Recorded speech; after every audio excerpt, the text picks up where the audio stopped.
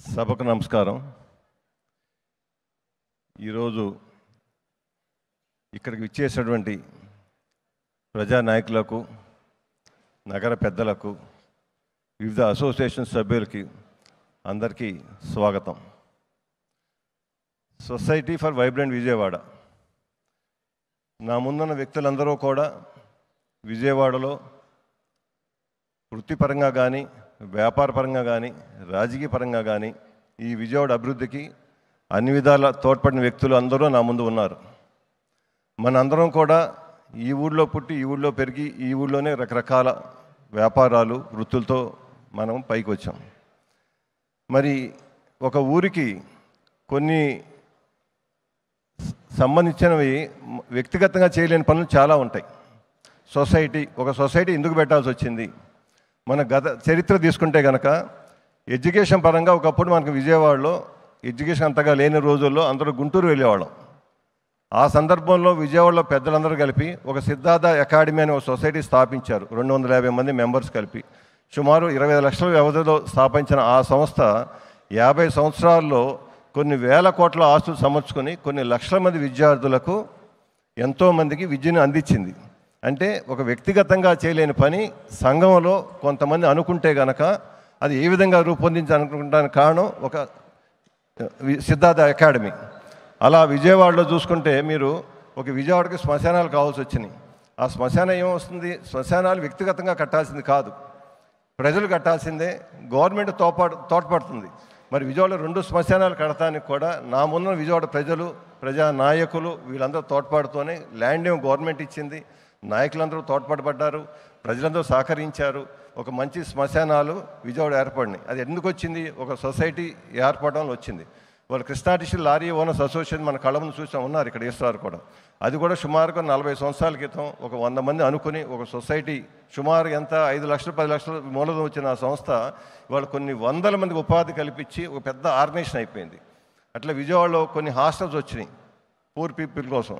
అవి కూడా ఎలా వచ్చినాయి అంటే మన ముందర మీరందరూ కలిపి సహకరించబట్టే అటువంటి ఆర్గనైజేషన్ వచ్చింది.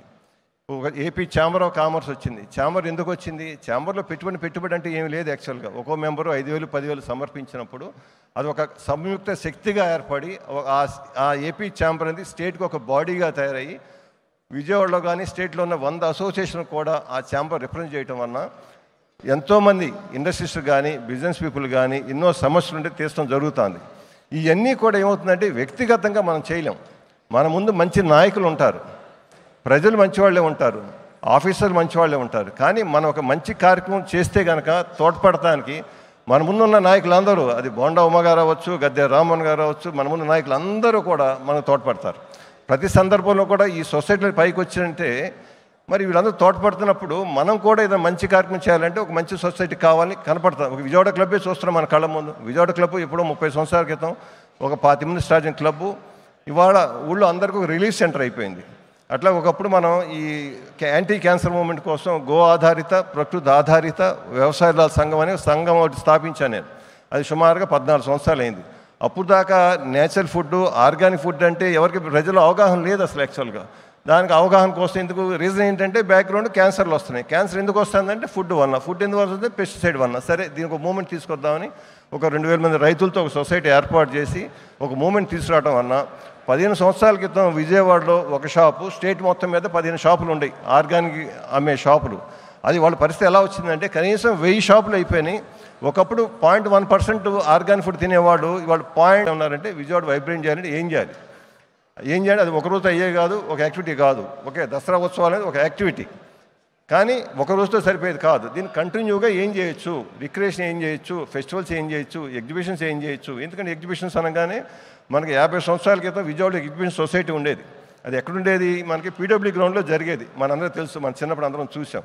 మరి ఆ ఎగ్జిబిషన్ సొసైటీ కూడా 50 సంవత్సరాల క్రితం ఊళ్ళో ఉన్న ఇండస్ట్రీస్లు ఒక 50 మంది కలిసి ఒక చిన్న క్యాపిటల్తో స్టార్ట్ చేసిన ఎగ్జిబిషన్ సొసైటీ ఇవాళ కొన్ని వందల కోట్ల ఆస్తులతో ఆర్గనైజేషన్ డెవలప్ అయింది. అవన్నీ ఏంటి? మన పర్సనల్ అసెట్లు కాదు, సొసైటీ ఆస్తులే. కానీ ఒక మంచి కార్యక్రమం కోసం ఏది స్థాపించినా ప్రజలు సహకరించడానికి రెడీగా ఉన్నారు, నాయకులు సహకరించడానికి రెడీగా ఉన్నారు, గవర్నమెంట్ ఆఫీస్ సహకరించడానికి రెడీగా ఉన్నారు. కాకపోతే బాధ్యత ఎవరిది? ప్రజలదే. ప్రజల్లో ఒక మంచి కార్యక్రమం అనేది మొదలుపెట్టి ఒక సొసైటీ ఫామ్ చేస్తే మన ప్రపంచం మొత్తం మన చుట్టూ ఉంటుంది, ప్రపంచం అంతా సపోర్ట్ చేస్తారు, డబ్బులు ఆటోమేటిక్గా వస్తాయి, ఆర్గనైజేషన్ బాగా డెవలప్ అవుతుంది. ఇలా డెవలప్ అవ్వడానికి పెద్దవాళ్ళు ఇట్లాంటి అసోసియేషన్ కొన్ని ఎగ్జాంపుల్స్ చెప్పాను. అట్లాంటి కనీసం ఒక 50 అసోసియేషన్ డెవలప్ అయిపోయింది.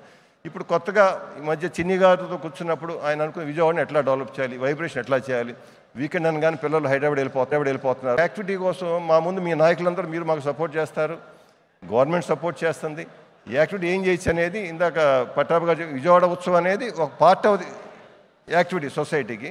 కంటిన్యూగా కూడా చాలా ఐడియాస్ ఉన్నాయి. ఒక హైటెక్స్ లాంటిది ఒక ఎగ్జిబిషన్ గ్రౌండ్స్ పెడదామని, రివర్ సైడ్ ఏదైనా ఒక క్లబ్ ఫ్లోట్ చేద్దామని ఐడియాస్ అన్ని వేగ్గా ఇట్లా ఉన్నాయి. యాక్చువల్గా ఇవన్నీ కూడా ఊళ్ళో పెద్దలందరినీ సంప్రదించి ఊళ్ళోంచి వెళ్ళిపోయి వేరే దేశాల్లో ఉన్న చాలామంది కూడా ఈ ఊరి మీద ఇంట్రెస్ట్ ఉండి మీకు ఏం కావాలో సపోర్ట్ చేస్తామన్నారు. మరి వాళ్ళందరూ సహకారంతో మా ముందున్న